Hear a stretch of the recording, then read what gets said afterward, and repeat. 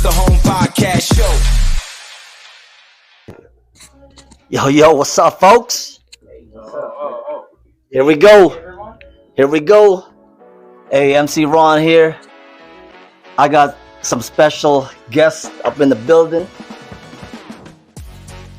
We got a couple of retired folks, myself and my brother Billy Amaral. We got a couple of active folks, Mass Chief Dexter Lace and Scene Chief, soon to be Mass Chief 2028, Tom Wainana. What's up, folks? How's everybody? Oh, you good? Yeah. You good? 2028. Like that. From enlisted. There. So I like it. So check it out. While we're here, the only reason why we're here is to hopefully we can give some wisdom to the folks that are listening, right? A lot of folks that are listening, young folks in the military, or whether you're retiring or getting out, this is the one that you want to listen to.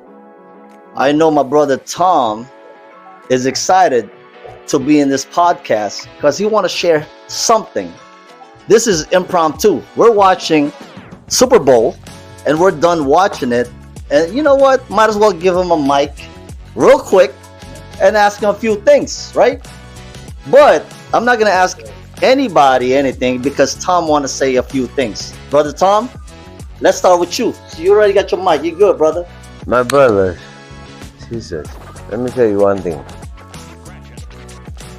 I've learned how to live on the ladder. But guess what? I want you to listen to one thing. My friend taught me one thing. If you don't take care of your family, Want to speak up? Speak up a little bit, brother. Family.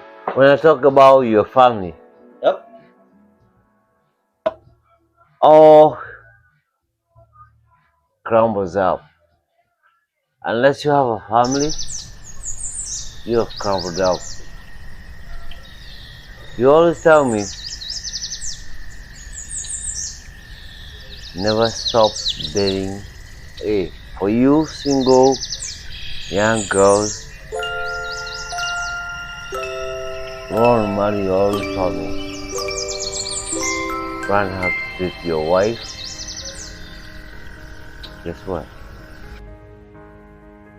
And dating your wife Family talk. is a family. But guess what? Always think about who your family is. I'm not sure if you heard that. My brother said, don't stop dating your wife, right? I always preach about date your wife all the time. Like it was yesterday that you start dating. It's amazing. I can't even believe that you remember that talk that we had. So it's cool, right? And I agree with that. I 100% agree with that. I go out with my wife at least, twice a month. Now I'm retired. I've been retired for 5 years now, and even when I was active duty, I never forget to date my wife, because the very first person that put in a lot of sacrifice for all the things that we do in the military is your wife. When you're not around, they're the mother and father of your kids, right? They do all the cooking, cleaning, dropping off your kids, picking up your kids up at school, and sometimes you're not always there. When there's a conference at school, they needed a dad, you weren't there. Birthdays, anniversaries, Christmas, holidays, we're on deployment, right? And we know the struggle. So kudos to the wife. I love my wife, and great job to all the military wives out there. Really, I really appreciate the hard work that you guys do. That's an amazing wisdom by itself, right? So, Mass Chief, you're stationed in Japan right now. Stationed in Japan right now. Can you tell me the difference between being stationed overseas for such a long time and being stationed in the United States? All right, so Massive Lace. All right. Currently stationed in Japan, Yokosuka. Now, question is the difference between being stationed overseas, right, with a family, and then being stationed in the United States with a, A few moments later.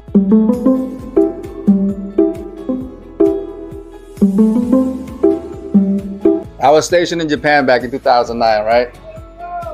2009. Oh yeah, Super Bowl. Oh yeah, Super Bowl. All right. So 2009, 2014, I was stationed, back in Yoko, right? Uh, and then from then I went back, here back to States for, medical stuff and everything, right? Family reason wise. Now, honestly, I think being stationed overseas with your family, it gives you a lot of bonding time. Okay, though it is a forward deploy because I was, RSs, SHs, right? We're a seagoing billet. So the whole time I was in Japan, I was on the ship, right? But it's a 3-month 3 off thing. I felt like it gave me more time to bond with my kids, my wife, and everything then, right? Than when I was in the States. The state is a fast paced, but then again, it depends. It all depends on, of course, your rank, right? When you're in a E6 below thing, you're gonna be doing a lot of stuff, and it also depends on your work ethic, the type of person you are, the type of sailor you are, right? Me, I'm a sailor along with the rest of the guys here. We work a lot, bro. I feel like I owe a lot to the Navy, and that is the reason why I work my butt off. You know what I mean? I don't like to go home early just because I can go home early, right? I don't like going home and then I know there's still stuff that needs to get done, right? And besides, I don't like waking up in the morning or going to sleep thinking that you still got a lot of stuff that needed to get done, right? That would add us to stresses, to your following morning. So, but that is the stateside, right? Now, does it give you not enough time to bond with your kids and family? Of course not, right? But then again, it all depends on how you are, your work ethic, and the reasons behind putting those times in, right?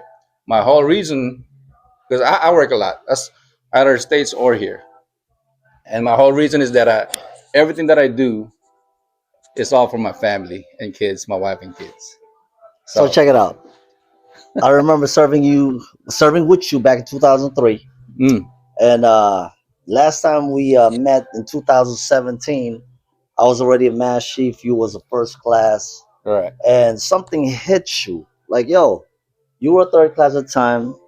In 2003, he was a E4, I was a E6, and we met again um, a decade later. I was a mass chief E9. He was an E6, so he got stuck. Sometimes in the military, you get stuck, but you find a reason to succeed. Correct. And in his situation is amazing. When I met him, I have a picture. This is 9 years ago, 2017. It's 2026. He was an E6. All of a sudden, from that time to now, he made mass chief. That's an amazing accomplishment by itself. So, can you tell everyone that's watching Mm, what motivated you? What drove you to become so determined mm. that you want to get to that level of the highest ranking in enlisted, right? Correct. And be the top 1%. Woo. Can you share that with the folks that are listening? Because a lot of folks, they think, hey, I've been stuck in this rank for a while. Sometimes I don't feel like I can move forward, but you were determined. Can you Correct. tell us or share with us that's listening what motivated you? For folks that are listening, maybe they could do the same and you can inspire them to, you Mm, know what? keep moving forward and make Right. it happen. Mass Chief. Whew, that's a good question there, man. See, retired, RS. You know what RS means nowadays? Real estate, right? So that's a good question, right? Yes, I was stuck as a E5, making first, right? Now, was that my fault? Was that at my expense or causing? I would say yes, right? I didn't study as hard as when I was a third class going to E5 or, E3, E2, making E4, right? I thought I was badass. I thought I was very knowledgeable then, right? So I thought my work ethic, right, would would pave the way for me to making first class, right? Now, all rates in the Navy are not the same. I'm gonna tell you guys that right now. RS is a very hard rate to advance, especially you know, back in the days, 2000, early 2000, right? But yeah, so I was stuck as a first class. I'm in the C5 making first. What really woke me up first, really, is what got me is that all the friends and coworkers that I had when I was a E5 and I was seeing them as a E3, E4, right? When I was in Japan, I had a CSC, I forgot his name. While I was walking in the exchange, he was saying, "Hey, Chief," he was saying Chief, he was saying Senior Chief, but I wasn't looking back. But I felt like he was calling me, but I didn't want to look back because I wasn't a chief. So this guy, I think what's his name? I'm trying to remember his name. I couldn't remember his name. Then he tapped my arm, like, "Yo, bro, man, what's up, bro? How you been? You picked up star? What are you?" And I was like, "Damn," I was a little embarrassed because I like, "Nah, man, I'm still trying to make first class, bro." So I was like, man, it kind of it kind of got me, kind of bothered me inside because a lot of people really thought that I was gonna do good, you know, I was gonna advance quick because I was doing good when I was at E4, E5. I was doing co-op, man, like I thought I was shit hot, but then I was thinking about I keep giving myself an excuse reason why I was gonna make it. It's because of the quota. Oh, okay. So our quota back then was so hard. It was you it had was to low. really It hard, was low. right? Yeah. Low. That is true. So Yeah. I was giving myself that excuse reason why I wasn't making it, right? But that wasn't a good excuse. I know I was just using that as an excuse. But what got me though, man, after I made first class, E5 making first class, was that staying positive. Okay, surrounding yourself with the right crew or the right group. When I was on the Blue Ridge, I was lucky enough that I had a good crowd around me. Right, Billy was one, Zeta was another one, Mike Tolentino was also another one, and then our one I forgot his name, Hispanic dude. He was a records keeper, one of our records keeper. Momo. He's the first class. Molina. There you go. Richard Molina. There you go. Richard Molina, right? We were all determined, and we all had the same focus. It was to take over the ship, right? We were all D set as E5, bro. We were all second class. We were the first one to be on a D set, right? And we took over that ship, right? Yo, everything. We ran the ship. We ran the That's ship, what's bro. up. All the programs we did it. We was running it. The East, West, the Air. We was running those programs, right? 5 LSO. We were doing it, right? And then and we had that. We had the group study, right? Because we were all determined to advance, bro. Yeah. And we were seeing all the other chiefs, right? Remember the conversation that we had? We're like, man, if this chiefs Can make chief. can make it, and they're not. I'm gonna call it as it is, right? We gotta call it as it is. The reason why this is the reason why it's a we gotta call it as podcast. it is. Raw, no filter. No filters, no none. A little longer than a few minutes later.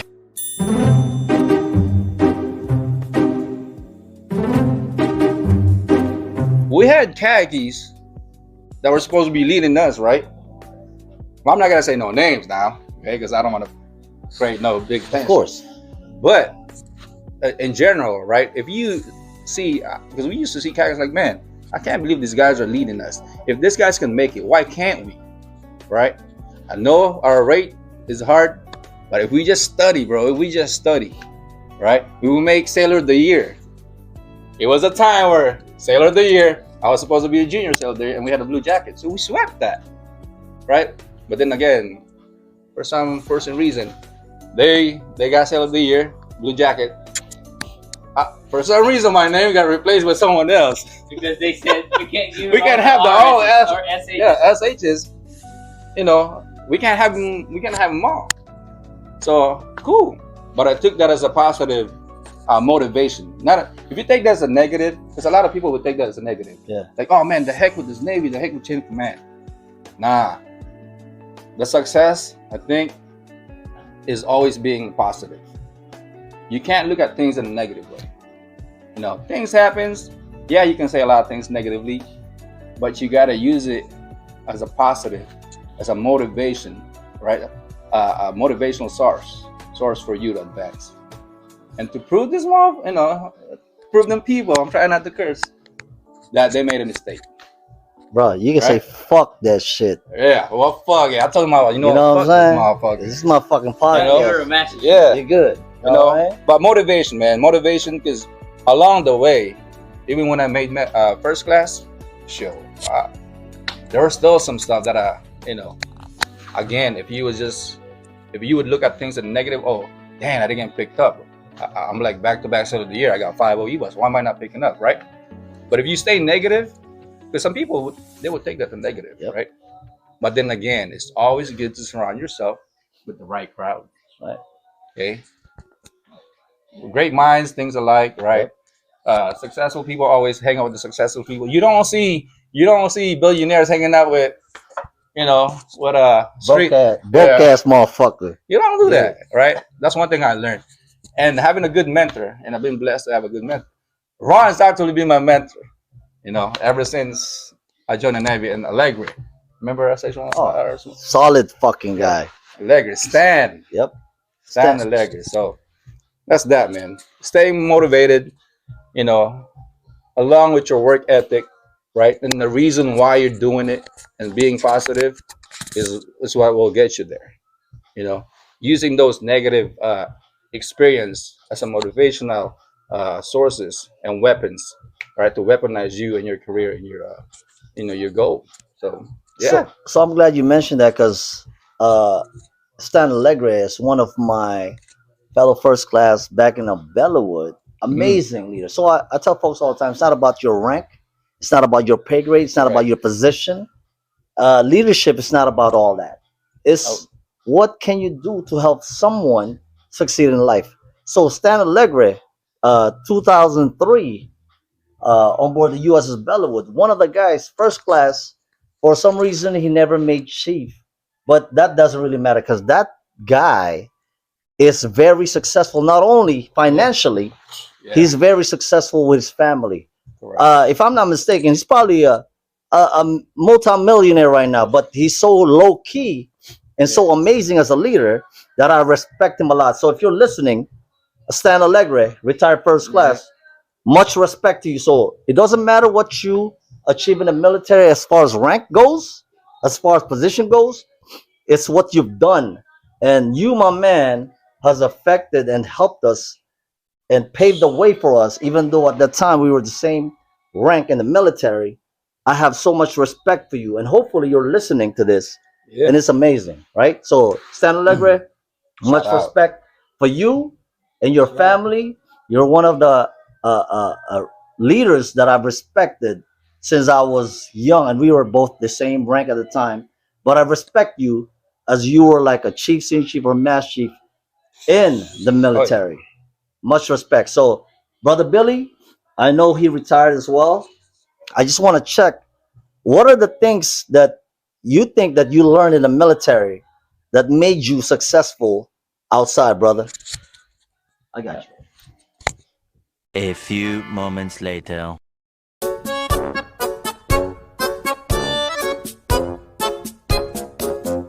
So here's the thing that I've learned so far, that, you know, I retired 20 years in the Navy, and for as long as I know, I wanted to retire 30 years, first of all, and I was aspiring master chief, but I retired as a senior chief.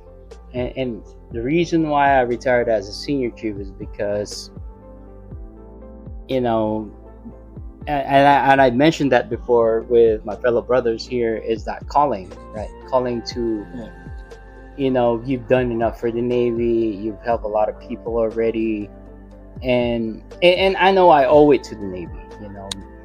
Ever since I was a junior sailor, you know, I owe it to the Navy. Navy gave me everything, you know, the success that I'm having right now. I owe it to the Navy. Gave me a lot of knowledge, gave me a lot of leadership knowledge, networking, all of that, right? And I think that, and I mentioned earlier, is that because my family is my number one motivator, right? My family sacrificed a lot in terms of, you know, the things that I miss, lifetime things that I would never get back. You know, things that I wanted to be there, but I wasn't there. Birthdays, anniversaries, you know, things that, you know, happening in school, I wasn't there. You know, important things, recognitions from my kids, I wasn't there.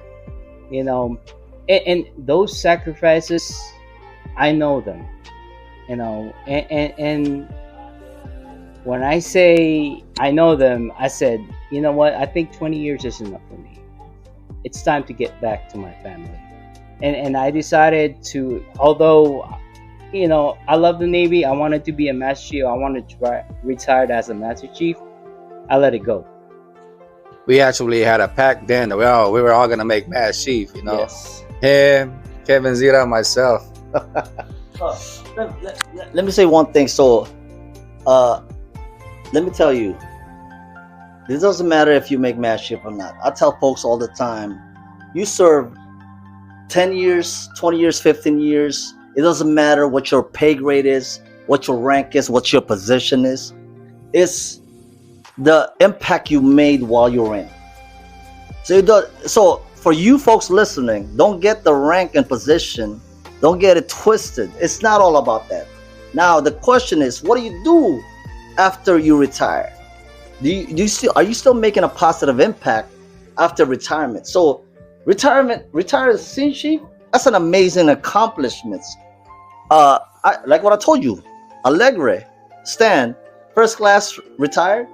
It doesn't matter. That guy, I look up to this guy like he was a Master Chief to me because of his leadership. His leadership is amazing. So, brother, don't ever, I know you don't look back and say, yo, I could have done it and all that. You've done some amazing things. I know we never had a chance to hang out and stuff, but I've heard of you for a long time. I wish I could hang out with you more often because I know your name rings a bell, even though you've been stationed in Japan for a very long time, because you made an impact for the people that you had a privilege and honor of leading. So, brother, I'm already honored that you're here with me, with us, just chopping it up. You know what I'm saying? So, Thank you for your service. Thank you for leading the way. Thank you for paving it for the folks that are following us. And it's just an amazing accomplishment. Now, you're back in the almost like a military, but civilian. But now, inspecting, right? As an inspector, as a GS position in the military. So it's amazing accomplishments. So thank you for that. Don't ever, because you are a Master Chief material no matter what it is. It doesn't matter who, what says, or whatever case may be. I've sat the board 6 times. I know when I look at somebody's record, what it takes to make it to the next level. That's what I've been doing for the last 10 years. Is just screen everyone's record in the military and know exactly who the next leader is to take charge and lead our folks. So, brother, you've done well, and thank you for what you've done. And it's about time to get back to your family, which is amazing, because the moment you mention family, I'm all for it, bro. So thank you. Thank you, Brother Ron. And I'm glad you mentioned that. And the things that I do now, it's that you mentioned earlier, like what are the things that I've learned in the military that I can apply in the civilian world, right? So, first thing first is I don't know if, and I know in my heart that I was able to make an impact to all the junior sailors that I've led back in the days when I was active duty, and I'm humbly and thankful that you given me that chance, and I've seen a lot of them that advances to the highest rank as possible that they are right now, and I'm glad I did from the bottom of my heart that you've taken the advice that I've given you, so and making an impact in the world's finest Navy right now. And one of the things that I've learned is that humility, right? Yeah. So always when I first made chief, when I made chief, the first thing that they teach you is being humble, right? Humility. Although, you know, you reach the highest peak rank in the Navy, right? But when you get out, that's nothing.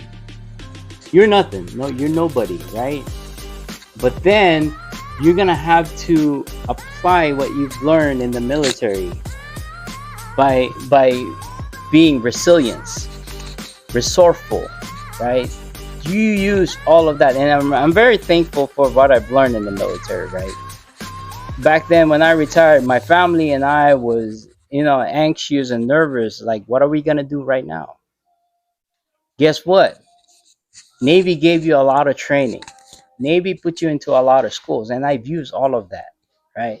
And I have this position at TICOM where I can go back and train, teach every sailors out there how to do their job, right? So I'm glad I embedded that into my system, and being humble is always the greatest thing that you can ever have as a person, because if you're not humble, nobody's gonna hire you, right? When you get out of the military, you're nobody, right?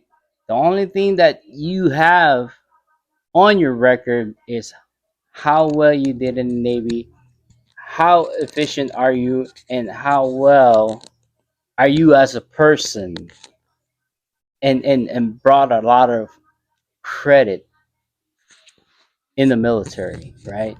You can put all of that in your resume, right? And do the same thing over again.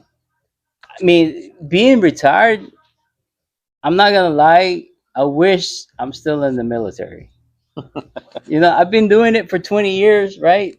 And brother Ron, correct You're me if still I'm doing wrong. military stuff right Sometimes now. You're just you getting think, you know what, It's if I was in the civilian. military, you know, I would do this, I would do that, right? But we can't stay in the military forever, right? So a lot of those experience when I left, right, when I retired, I used all of that. And now my job as a TICOM representative, I teach, I train, I inspect, right?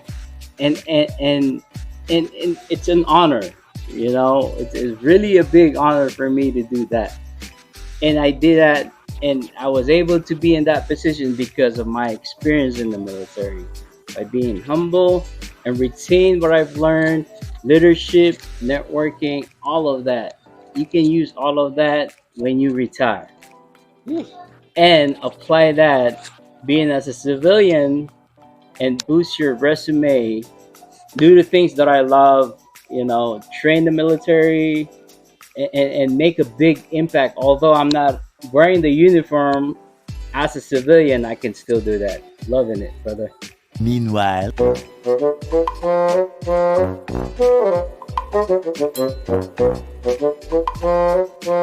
I'm glad you mentioned humility, because it's funny, because I tell folks all the time, if you want to achieve success, real success, sometimes you got to put your ego and pride in your back pocket to achieve success.